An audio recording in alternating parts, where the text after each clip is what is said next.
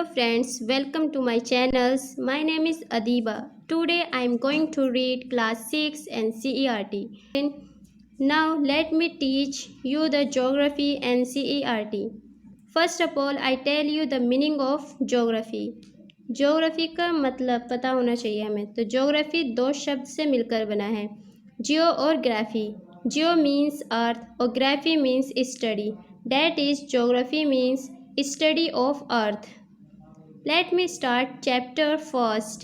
Chapter name the earth in the solar system. इस chapter में हम सोलर सिस्टम के बारे में पढ़ेंगे. ओके, तो फर्स्ट पैरा है हमारा. The wonderful it is to watch the sky after sunset. One would first notice one or two bright dots shining in the sky. कह रहे हैं जब सूरज ढलने लगता है और उसके बाद जब हम आसमान की ओर देखते हैं तो बहुत प्यारा नज़ारा होता है.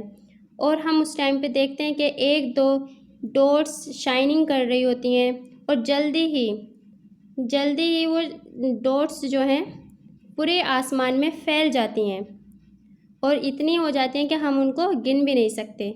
The whole sky in filled with tiny shining object. वो छोटी छोटी डॉट्स ऑब्जेक्ट्स जो हैं, जो स्टार्स हैं, उनमें पूरा आसमान फैल जाता है. सम आर ब्राइट्स और अदर्स डिम. कुछ ब्राइट होते हैं, कुछ डिम होते हैं. It's seen as if the sky is settled with diamonds. कि एक पूरे आसमान में डायमंड्स की तरह दिखाई देते हैं.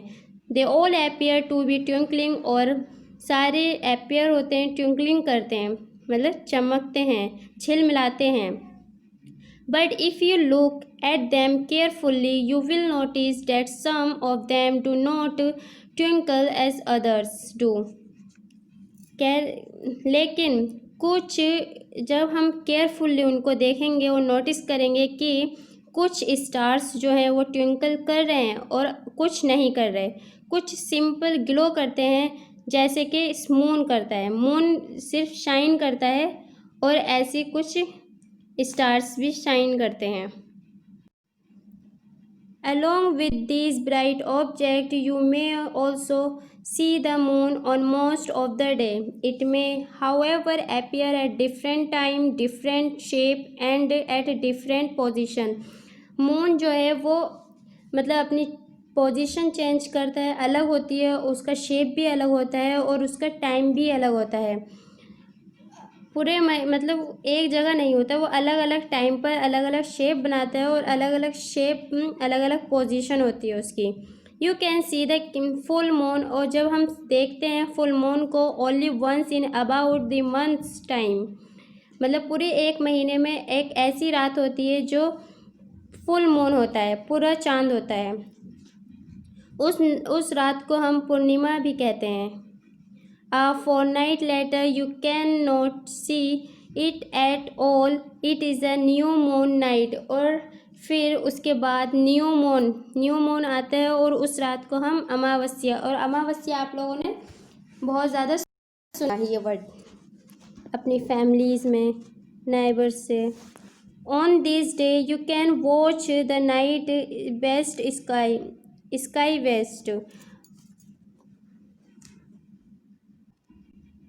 Provide it is clear night. और उस रात बहुत ज़्यादा क्लियर नाइट होती है, वो सब कुछ बहुत अच्छे से दिखता है. Do you wonder why can't we see the moon and all those bright tiny object during day time. ये कह रहे हैं ये मतलब क्वेश्चन है कि मून और जो ब्राइट थिनी ऑब्जेक्ट हैं वो दिन में क्यों नहीं दिखते. इसका रीज़न ये है कि it is because the very bright light of the sun does not allow us to see all these bright objects of the night sky. इसका मतलब है क्योंकि लाइट जो सन की जो लाइट है वो एज कम्पेयर टू मून और उन सब से ज़्यादा है और वो अलाउ नहीं करता. इसीलिए हमें मून और स्टार्स की लाइट्स, हमें स्टार्स नहीं दिखाई देते दिन में. The sun, the moon, and all those objects shining in the night sky are called celestial bodies. सन को, मून और जितने भी मतलब आसमान में ऑब्जेक्ट हैं, तारे हैं, उन सबको हम सेलेस्टियल बॉडीज़ कहते हैं। Some celestial bodies are very big और हॉट। कुछ सेलेस्टियल बॉडीज़ बहुत बड़ी और बहुत गर्म हैं। They are made up of gaseous.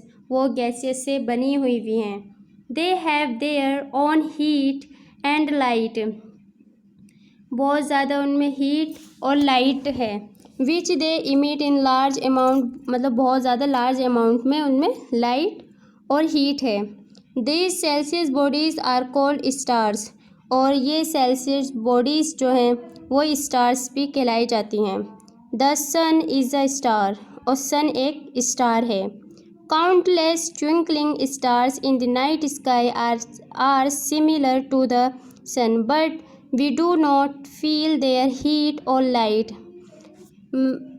मतलब सन की तरह और भी चीज़ें हैं, बट वो हमें फील नहीं कराती हीट और light. And they look so tiny because they are very very far from us. और वो बहुत ज़्यादा दूर हैं, इसलिए हमें दिखती भी छोटी हैं।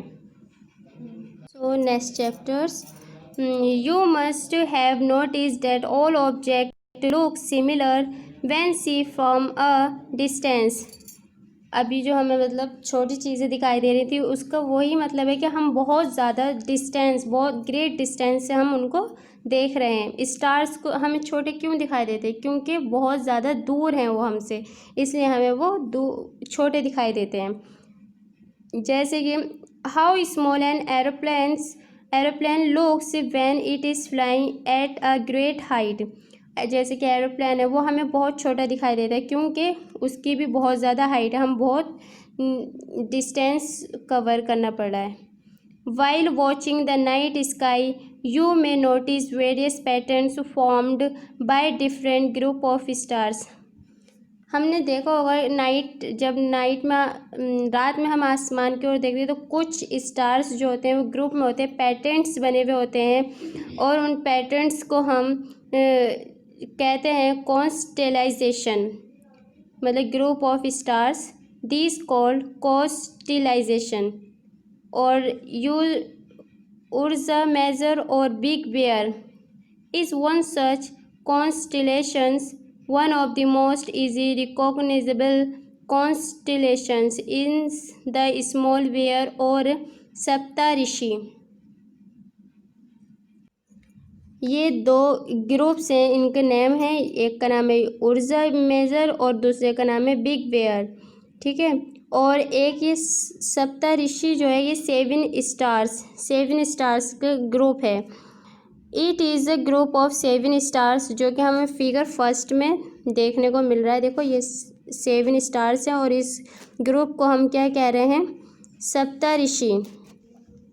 Okay, that formed a part of the large Ursa Major constellations. Ask someone else in your family neighborhood to show you more stars, planets and constellations in the sky. और ये हम थोड़ा जान सकते हैं अपने बड़ों से। ओके, नेक्स्ट पैरा है, ये परेशान कर दे। In ancient time, people used to determine direction during the night with the help of stars. पुराने ज़माने में मतलब बहुत टाइम पहले पीपल यूज़ करते थे, इस रात में स्टार्स को देखकर डायरेक्शन पता लगाते थे।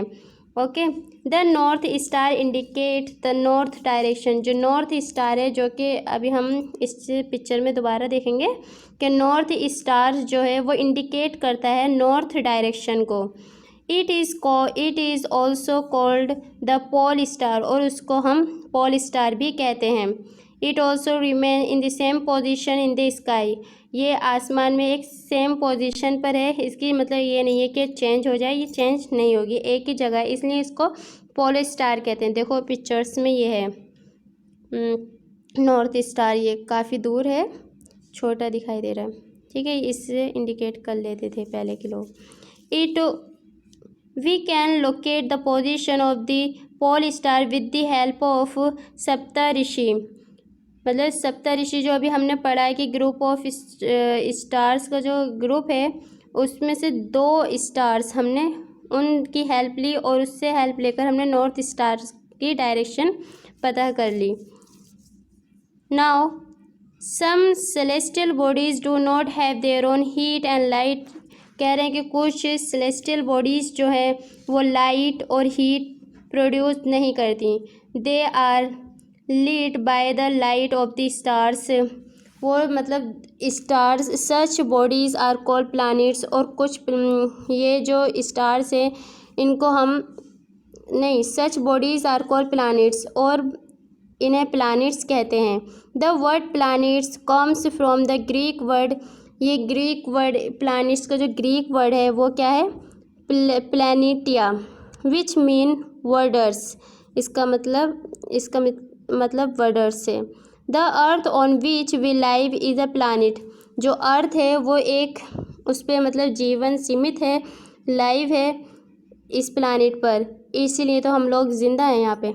It gets all its heat and light from the sun. हमें इसकी जो लाइट और हीट जो मिलती है वो सन से मिलती है। Which is our nearest star, जो कि एक नियरेस्ट स्टार है। If we look at the earth from a great distance. अगर हम देखें अर्थ से तो एक काफ़ी दूरी डिस्टेंस कवर करनी पड़ती है मून को। It will appear to be shining just as a moon. सिर्फ शाइनिंग अपीयर होती भी दिखाई देती है मून की। The moon that we see in the sky is a satellite. और मून क्या है, एक सैटेलाइट है। It is a companion of our earth and move around it. और ये चारों ओर घूमता है, ये चारों ओर घूमता है अर्थ के। Like our earth there are 8 other planets. और अर्थ के अलावा 8 प्लैनेट्स और भी हैं जो कि हम अब नेक्स्ट वीडियो में पढ़ेंगे, जो सोलर सिस्टम है इस टॉपिक को। और अगर आपको ये वीडियो अच्छा लगा है तो लाइक करिए और शेयर कीजिए।